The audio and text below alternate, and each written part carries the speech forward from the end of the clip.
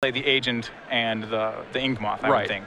And we're going to get to see this one play out. It's Brad and Jeff Sirkis. He's on Elves, and they're a game apiece going to game 3. And you're a little more experienced with the Infect deck. How do you feel about this matchup? I'm not sure I'm experienced with the Infect deck at all. I played against it once. That's it. No, you are right. Glistener Elf feels like the card that's like, well, you're probably going to need a Berserk for that, right? Yeah, I can't imagine that Elves won't have a blocker. Running down rear on the board, Brad, over on the left, you see he has all the creatures in his deck, a Glistener Elf, a Blighted Agent, and an Ink Moth Nexus, but he's only managed to put 1 point of poison onto Jeff. On Jeff's side, he has 2 lands, a Birchler Rangers, and you saw both a Gaia's Cradle and a Green Sun Zenith in his hand, but not too much of a board presence as of yet. Yeah, I mean, this feels like Jeff took at least 1 mulligan this game. Well, if you look at the number of cards, he's got 3 in hand. He only has 8 cards, counting his graveyard, battlefield, and hand. Yeah, but the fetch replaces itself, so he has 7. So he has 7 cards, and we're not on turn 1. Exactly. So yeah, Jeff was down. I imagine it's down to 5. So we see a swing there by Blighted Agent. It trades with Birchler Rangers. That to me seems like normally Brad would never want to make that kind of trade, but because his opponent's on 5, he saw an opportunity and is going for it. Yeah, I mean, again, Elves is kind of like High Tide, where it's like this resource-based combo deck where maybe the individual pieces are not that important, but if you get enough things going on, then maybe something will happen. So as long as you keep his resources low, and Brad knows that his Glistener Elf is not doing much for him, right? So he's willing to trade that away for basically anything. So like any elf that Jeff has in play is extra damage from Crater of Behemoth, it's extra mana from Gaia's Cradle, it's an extra elf to tap to Heritage Druid. Like there's a lot of stuff going on. So the Birchler Ranger as a whole might not matter, but it means that Jeff is pretty far off from killing Brad if he has to trade that away. I'm actually wondering, and figure this out with me, like whether Jeff's supposed to make that creature trade.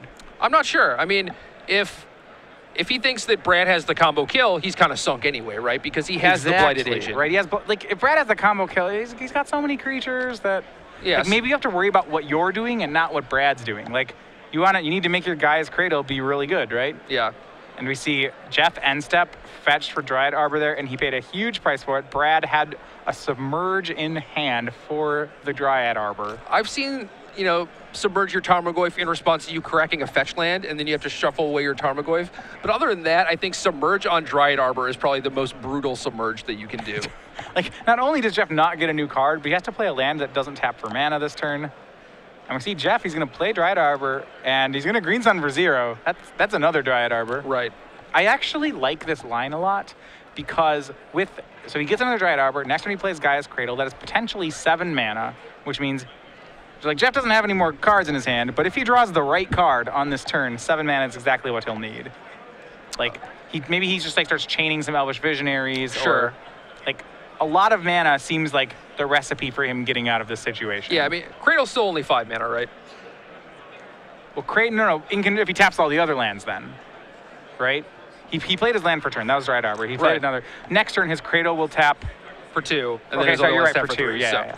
He'll have 5 total, but he's getting up there. Yeah, you're right, not 7. I was counting all the lands. Well, maybe they were all Dryad Arbors. That's not how it works. Cradle taps for 1 for each land you have. That'd be a good card. Well, I mean, we already have 1 for artifacts, 1 for enchantments, and 1 for creatures. We should just have the one that taps for mana equal to the number of lands you control. I would find some way to play with that card, probably. Is that more? That's more or less broken than Tolarian Academy? That's probably more. Man, I don't know. You can play as many 0 mana artifacts as you want. Academy's got to be better, and it's blue. And it makes blue mana. It's close though. It is close, which makes you stop and think, right? Brad just going to swing with 3 1/1s. It's 3 more poison. Jeff goes up to 5. I don't know if Brad has any pump spells, but it doesn't look like he needs one. He has Jeff on a 2-turn clock regardless.